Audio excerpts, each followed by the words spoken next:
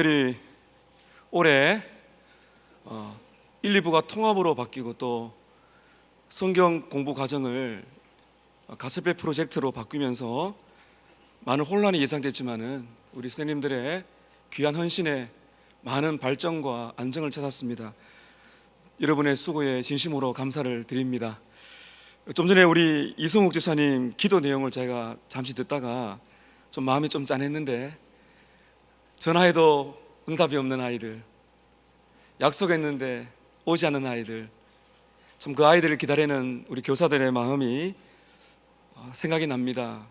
여러분, 하나님의 불가항력적인 은혜가 있으면 주님의 부르심을 받을 줄로 믿습니다.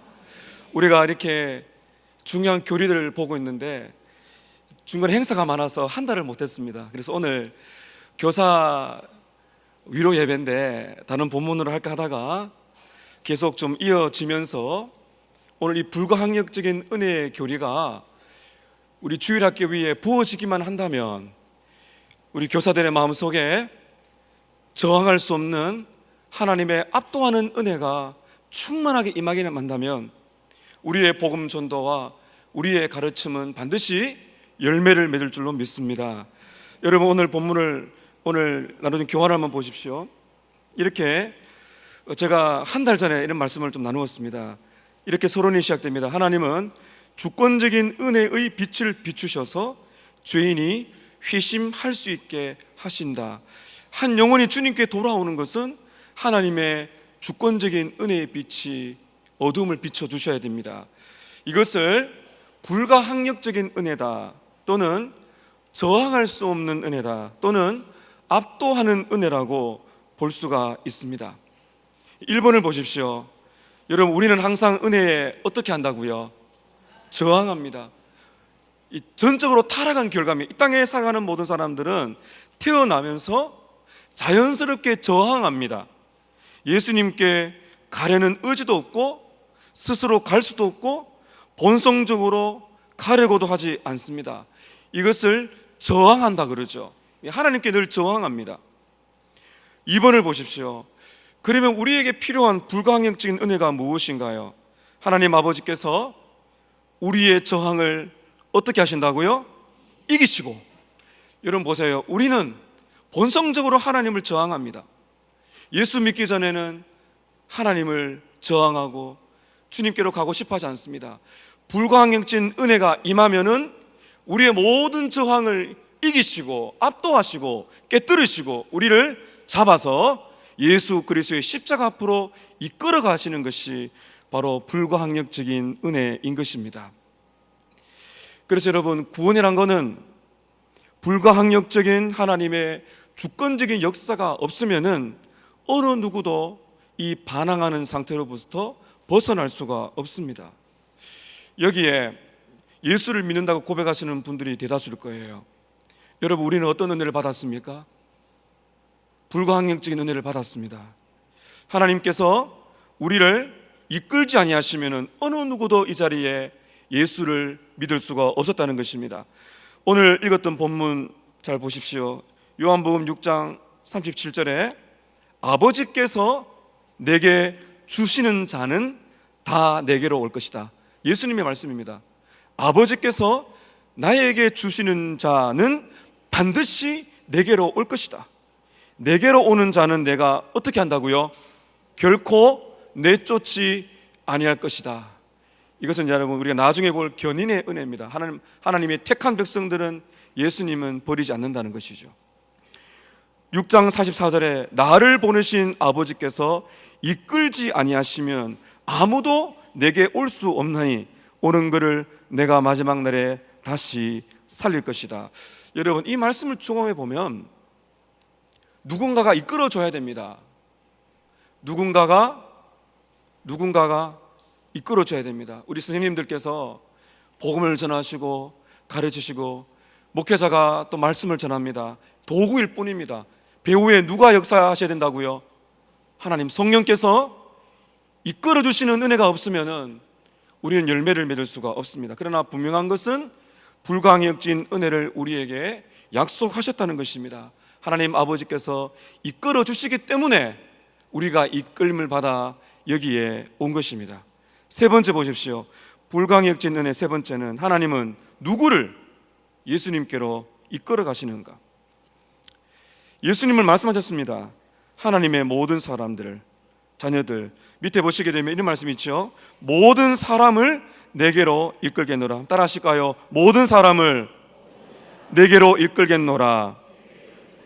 예, 여러분이 지금 교환을 좀 따라오기 위해서 제가 같이 한번 동참하라고 읽었습니다. 요한복음 12장 32절에 말씀하셨죠. 모든 사람을 내게로 이끌겠다. 모든 사람이 누굽니까? 예수님은 말씀하시죠. 하나님의 모든 자녀를 위하여 죽으셨다. 요한복음 11장에 보면 예수님이 말씀하십니다. 하나님의 모든 자녀를 위하여 내가 죽었다. 요한복음 10장 15절을 보면은 예수님은 하나님의 모든 양을 위해 죽으셨다. 요한복음 18장 37절에는 진리에 속한 모든 사람을 이끄셨다. 요한복음 8장 47절에는 하나님께 속한 모든 사람을 이끄셨다. 요한복음 6장 37절에 오늘 우리가 읽었던 요절입니다. 아버지께서 주시는 모두를 이끄셨다. 이 말씀을 종합해 보게 되면 어떤 뉘앙스를 느낍니까? 아, 특별한 택함 받은 사람이 있구나. 이 부분은 우리가 이제 다음에 또 보게 될 것입니다. 아무나 다 오는 것이 아니라 하나님이 이끌어주는 자가 있다는 것입니다. 그 사람이 바로 하나님의 자녀다. 그들을 위하여 예수님이 십자가에 죽으셨고 그들이 반드시 이끌림을 받아서 하나님께 온다는 것입니다. 자, 여러분, 여기 중요한 질문 하나 제가 던집니다. 가룟 유다는 어떻게 된 것인가? 가룟 유다는 예수님을 배반하여 영원한 멸망으로 떨어졌습니다. 요한복음 6장 64절 이하에 보게 되면 예수님이 이런 말씀하세요. 아버지께서 이끌지 아니하시면은, 다시 말하면 아버지께서 오게 하지 않으신다면 아무도 내게 올 수 없다. 예수께서 말씀하십니다. 그러나 너희들 중에는 믿지 않는 자들이 있다. 여러분, 이상하죠? 예수님은 아셨습니다. 예수님의 제자들, 여기서 말하는 제자들은 12제자가 아니라 예수님의 말씀을 듣고 따라온 사람이 있었는데 예수님은 말씀하십니다. 아버지께서 이끌어주지 아니하시면 너희들은 나에게 올 수 없다. 그 말씀하셨을 때 많은 사람들이 예수님을 떠나갔습니다. 그리고 예수님이 말씀하시기를 자기를 팔 자가 누구인지를 처음부터 알고 계셨다라고 주님이 말씀하십니다. 예수님은 아셨습니다. 누가 나를 팔 것인가? 누가 나를 넘길 것인가? 가룟 유다가 그렇게 할 것이라는 것을 알고 계셨어요. 성경에 분명히 그렇게 기록이 되어 있습니다. 하얀 2번을 보시게 되면 여러분, 유다는 예수님을 3년을 따라다녔습니다. 예수님의 말씀을 많이 들었습니다. 그분의 가르침을 받았습니다. 그런데 여러분, 가룟 유다는 믿지 않았습니다. 우리가 다 알 수 없는 비밀이 있습니다. 예수님의 말씀입니다. 그가 믿지 않을 것을 예수님께서 알고 계셨다는 겁니다. 여기에 우리는 많은 의문을 가집니다. 왜요? 여기에 우리는 성경 말씀의 이상을 넘어갈 수 없습니다. 그래서 우리는 이 은혜의 교리 끝까지 가보셔야 됩니다. 여러분, 유다는 예수님을 따라다니면서 긍정적인 요소를 많이 받았습니다. 말씀을 들었습니다. 예수님의 육성을 들었습니다. 그리고 끊임없는 권유와 초청을 그는 들었습니다. 그런데 왜 가룟 유다는 믿지 않았을까요? 결정적인 요소가 무엇입니까? 오늘 말씀을 잘 보시게 되면 아버지가 그를 오게 하지 않았다고 결론을 맺을 수가 있습니다. 다시 말하면 불가항력적인 은혜가 그에게는 주어지지 않았습니다. 왜 그럴까요? 여기는 굉장한 많은 의문이 있습니다. 왜 하나님은 누구를 택하시고 누구는 택하지 않습니까? 라는 질문을 반드시 하시게 될 것입니다. 우리가 하나님의 택함, 그 부분에 대해서 좀 더 살펴보고자 합니다. 여러분, 하나님 아버지의 불가항력적인 은혜가 임하지 않으면 어느 누구도 믿을 수가 없습니다. 어느 누구도 예수님께로 올 수가 없습니다. 우리는 결론적으로 그렇게 본다는 것이죠.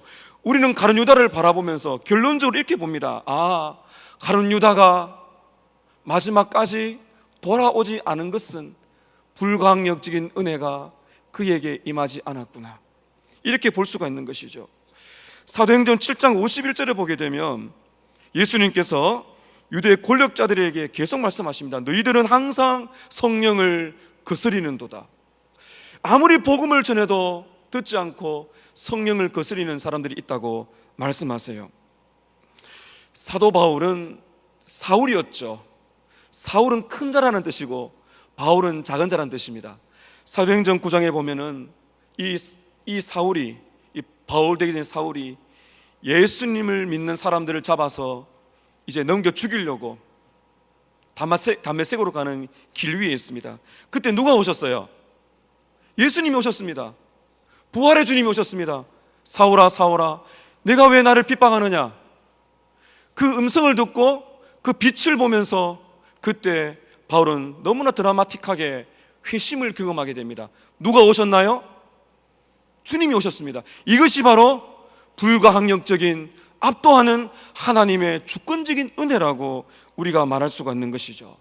그렇다면 사도 바울이 믿지 않고 하나님의 교회를 핍박한 것은 하나님의 저항할 수 없는 은혜가 임하지 않은 상태라고 볼 수가 있고, 그가 주님을 만난 그때가 바로 하나님의 은혜가 임하여 거듭남 사건이라고 볼 수가 있는 것입니다.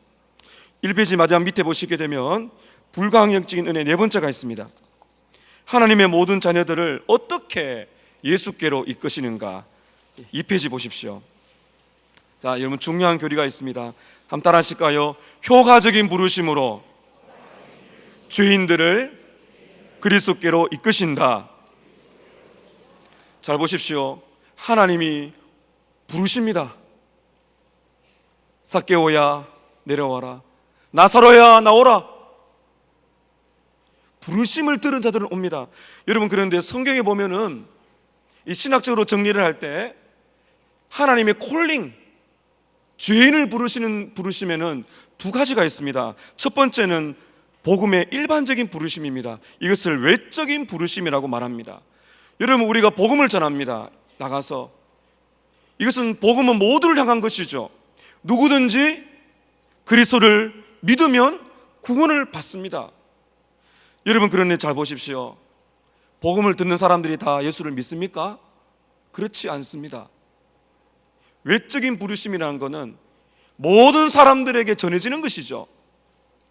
모든 사람들에게 전해지는 것인데, 많은 사람들은 예수님을 믿지 않고 십자가를 무시하고 십자가를 미련하게 보는 것입니다. 심지어, 여러분 잘 들으십시오. 심지어 오랫동안 교회를 나와도 이러한 일반적인 부르심에 그치는 사람들이 있습니다. 복음을 들어요. 복음을 듣습니다. 그런데 변화가 없습니다. 일반적인 부르심, 외적인 부르심이라는 것은 일반적으로 모든 사람에게 전해지는 것이죠. 우리 전도대 전도 폭발팀, 또 우리 새소식반 이렇게 개인적으로 전도하실 때 어떠세요? 일반적인 부르심입니다. 예수님이 당신을 부르십니다. 복음을 전합니다. 모든 사람이 듣습니다. 이것이 일반적인 외적인 부르심입니다. 그런데 복음을 듣고 회심하려면은 정말 중요한 것이 있습니다. 이것을 효과적인 부르심, 내적인 부르심이라고 말을 합니다. 일반적인 부르심뿐만 아니라 일반적인 부르심 똑같이 여러분 10명에게 복음을 전했어요. 그 10명이 똑같이 반응을 하지 않을 수 있습니다. 그 중에 어떤 사람들은 똑같이 복음을 듣는데도 예수를 믿지 않아요. 그런데 그 중에 일부 어떤 사람들은 복음을 듣고 예수께 돌아옵니다. 그 사람에게는 어떤 부르심이 임했다는 것입니까? 효과적인 내적인 부르심을 받았다는 것입니다. 여러분, 그래서 죄인이 주께로 돌아오기 위해서는 두 가지가 필요합니다. 일반적인 외적인 부르심과 내적인 효과적인 부르심이 필요하다는 것입니다. 그래서 하나님이 정하신 시기에 효과적인 부르심을 받습니다. 그때 변화가 생깁니다. 마음에 뭔가 변화가 생깁니다. 예수님의 십자가가 믿어집니다. 예수님께로 나아오라는 초대에 반응하려는 의지가 생깁니다. 여러분, 이 땅에 태어난 모든 사람들은 그는 의지가 없다 그랬어요. 다 예수님을 반항합니다. 하나님을 반항합니다. 저항합니다. 근데 그 저항이 깨뜨려지고 마음에 예수가 믿어지고 십자가의 사건이 믿어지고 오라는 주님의 말씀 앞에 반응하고자 하는 의지적인 열망이 생기게 되는 것입니다. 두 가지 예를 들었죠. 여러분 저랑 따라하실까요? 나사로야 나오라. 그때 어떻게 여러분 반응합니까? 죽은 나사로가 살아납니다. 하나의 상징이며 은유입니다. 좀 더 실질적인 것을 볼까요? 한번 따라하실까요? 삭개오야 내려오라. 많은 사람들이 복음을 들었습니다. 근데 그 중에 이상하게 그날따라 삭개오는 마음이 움직이기 시작합니다. 돌무화과 나무, 옛날에 보면 뽕나무 위로 올라갔습니다. 배후 위에 주님이 역사하신 것이에요. 그냥 지나갈 수 있지만은 삭개오는 이상의 마음의 변화를 경험합니다. 돌무화과 나무로 가서 예수님이 지나간 것을 봅니다. 근데 수많은 인파가 지나가는데 예수님이 딱 한 사람에게 소리를, 그 사람 이름을 부릅니다. 삭개오야, 삭개오야 내려와라. 누가복음 19장에 보면 어떻습니까? 나무에서 급히 내려와 예수님을 영접합니다. 회개하죠. 제가 훔친 거 있으면 몇 배를 갚겠습니다. 주님이 뭐라 그러십니까? 잃은 자를 찾기 위해서 내가 왔다. 이도 아브라함의 자손이다. 나사로야 나오라. 삭개오야 내려오라. 주님이 부르시는 효과적인 부르심, 영혼을 깨우시는 부르심을 듣게 될 때 영혼의 귀가 열려지고 자기를 부르시는 주님의 음성을 영적으로 듣게 되는 것이에요. 고린도전서 1장 22절 이하의 말씀 보십시다. 유대인은 표적을 구하고 헬라인은 지혜를 찾으나 우리는 십자가에 못 박힌 그리스도를 전하니 유대인에게는 거리끼는 것이요 이방인에게는 미련한 것이로되 오직 무엇을 입은 자들에게는요? 오직 부르심을 입은 자들에게는 유대인이나 헬라인이나 그리스도는 하나님의 능력이요 하나님의 지혜니라. 그 사람의 종교성, 그 사람의 종교, 학벌, 명성 아무런 소용이 없습니다. 오직 주님의 부르심을 입은 자들에게는 어떤 사람이나 그리스도는 하나님의 능력이요 하나님의 지혜로 받아들여지는 변화를 경험하는 것입니다. 하얀 3번, 효과적인 부르심은 복음을 듣고 살아나게 합니다. 요한복음 5장 25절 이하에 보면 듣는 자는 살아나리라. 따라 하십시다. 듣는 자는 살아나리라. 예, 계속 따라주세요. 살라 하시면 생명이 생겨나고, 회개하라 하시면 회개가 생겨나고, 믿으라 하시면 믿음이 생겨나고, 나를 따르라 하시면 순종이 생겨납니다. 이것이 하나님의 은혜입니다. 살라, 주님이 말씀하시면 죽은 영혼이 살아난다는 것입니다. 회개하라는 음성에 주님이 은혜를 주시면 회개가 터집니다. 믿으라는 하나님의 은혜의 음성이 들려지면 믿어집니다.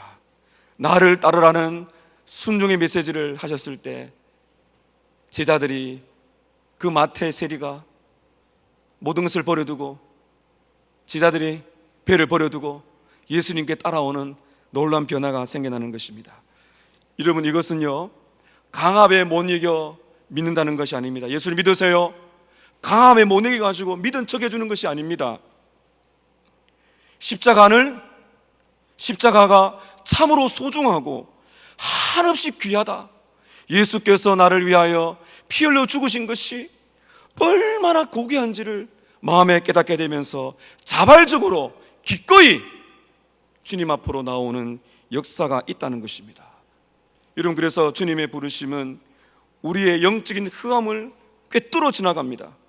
십자가를 저항하는 마음을 깨뜨리고 무너뜨리고 예수님, 예수여, 그 강도처럼 말이죠. 십자가 옆에 있는 강도처럼 예수여, 당신의 나라에 임하실 때 나를 기억하소서. 참 이상하죠. 곧 숨이 넘어가는데 옆에 있는 예수님 바라보면서 좀 전만 해도 욕을 하던 사람이 갑자기 예수를 부릅니다. 예수여, 당신의 나라 임하실 때 저를 좀 기억해 주세요. 효과적인 부르심이 그의 영혼에 임했던 것이죠. 요약과 결론을 보십시다. 1번입니다. 우리 모든 인생은 그냥 놔두면 누구나 가룟 유다처럼 은혜에 저항합니다. 인간은 그리스도께 가려고 하는 의지가 없고 본성적으로 가려고 하지 않습니다. 여러분, 우리 모두는 가만 놔두면 복음을 거절합니다. 왜냐하면 교만하기 때문입니다. 불가항력진 은혜는 우리의 모든 교만을 깨뜨리고 어떤 자존심도 남겨두지 않습니다. 그래서 압니다. 내가 자랑할 게 없구나. 내가 예수를 믿지만 내가 잘나서 그런 것이 아니구나. 전적인 은혜구나. 자랑할 것은 예수님의 십자가밖에 없다는 것을 압니다. 2번을 보십시오. 하나님은 우리의 저항을 이기셨습니다. 하나님이 원하실 때 구원하는 은혜가 불가항력적으로 우리에게 임한 것입니다. 우리도 유다처럼 영적 흑암 가운데서 은혜와 십자가에 저항했던 버려진 인생들이었습니다. 우리가 예수께로 온 이유는 우리가 유다보다 똑똑하거나 지혜롭거나 덕이 많아서가 아니라 하나님께서 우리의 저항을 이기셨기 때문입니다. 다른 것을 설명할 수가 없어요. 내가 가룟 유다보다 낫기 때문이 아니라는 것이죠. 오직 한 가지, 하나님께서 나의 모든 저항을 깨뜨리시고 압도적인 은혜로 나를 찾아오셨다. 그거 외에는 나의 구원을 설명할 길이 없습니다. 이것이 바로 Amazing Grace죠. 놀라운 은혜인 것입니다. 하나님께서 우리의 저항을 이기셨습니다. 자, 여러분, 그게 따옴표에 있는 고백, 주님 같이 해보실까요? 시작. 주님, 저도 유다처럼 하나님께 반항하고 은혜와 십자가에 저항한 죄인이었습니다. 이 고백이 나와야 됩니다. 주님, 저도 버려진 인생이었습니다. 저도 주님께 반항하고 은혜와 십자가에 저항한 가룟 유다와 같은 죄인이었습니다. 3번입니다. 좋으신 아버지께서 저와 여러분을 그리스도께로 이끌어 주셨습니다. 우리의 마음에 그리스도의 영광을 아는 빛을 비추셔서 나사로처럼 사망에서 생명으로 부르셨습니다. 함께 읽습니다. 시작. 주님, 저에게 오라, 살라, 회개하라, 믿으라고 불러주셔서 감사드립니다. 이것이 우리의 고백이 되어야 됩니다. 주님, 저를 오라고 불러주셔서 감사합니다. 저를 살라고 말씀해 주셔서 감사합니다. 회개하라고 말씀해 주셔서 감사합니다. 믿으라고 불러주셔서 감사합니다. 감사합니다. 살라, 믿으라, 회개하라, 내려오라, 삭개오야 내려와라, 나사로야 나오라. 그것이 바로 오늘 우리들에게 들려온 주님의 음성입니다. 여러분, 어떤 경로로 이 자리에 오셨습니까? 혹시 이 자리에 아직도 이 부르심을 받지 못했다고 생각되는 분이 계시다면 오늘 여러분을 부르시는 주님의 음성에 귀를 기울이십시오. 이 효과적인 부르심, 저항할 수 없는 은혜가 바로 여러분의 것이 될 수 있도록 하나님께 기도하시기를 바랍니다. 여러분에게는 이 은혜가 확신되신다면 감사하시기 바랍니다. 내 이름을 불러주시고 살라고 말씀하시고 회개하라, 믿으라고 말씀해 주셔서 오늘 나에게 부모님의 손길에 이끌려왔든지 모태신앙으로 주일학교부터 자라왔든지, 이건 제 이야기입니다. 어떤 경로든지 예수님이 믿어지는 순간이 있습니다. 바로 그때가 효과적인 부르심의 역사인 것입니다. 우리 서만화교회 주일학교를 축복하고 인수시는 우리 선생님들을 축복합니다. 여러분이 사역할 때 힘들고 어려운 점이 많지만은 여러분의 배후에 역사하시는 하나님의 불가항력적인 은혜, 압도하는 은혜가 있다는 사실을 믿으시고 붙드시고 기도하시기를 바랍니다. 여러분이 전도하고자 하는 영혼들, 이단에 빠지려고 하는 영혼들이 있습니까? 아무리 전도해도 돌아올 것 같지 않은 영혼들이 있습니까? 내가 설득을 잘해서 믿는 것이 아니에요. 내가 복음을 잘 전해서 믿는 것이 아닙니다. 하나님의 주권적인 은혜가 임하기만 한다면은 우리 서문화교회 주일학교는 놀랍게 부흥될 것입니다. 하나님이 여러분을 그렇게 사용하시기를 축복합니다. 올해 우리 김영식 선교사님 오셨는데 제가 작년에 한번 방문해 보니까 우리 선교사님 사역하시는 곳이요, 필리핀 현지 사람들도 잘 모르는 구석진 곳입니다. 거기에 어떻게 보면 잃어버린 영혼들이죠. 사회로부터 영적으로. 근데 몇몇 안 되는 그들을 구원하기 위해서 그 선교사님이 거기에 어린이집을 빌려서 복음을 전하십니다. 여러분, 놀라운 간증이 있지 않겠습니까? 하나님께서 오라고 부르신 일들이 일어나지 않겠습니까? 주님께서 필리핀 선교사님의 사역 현장 위에도 불가항력적인 은혜가 임하시기를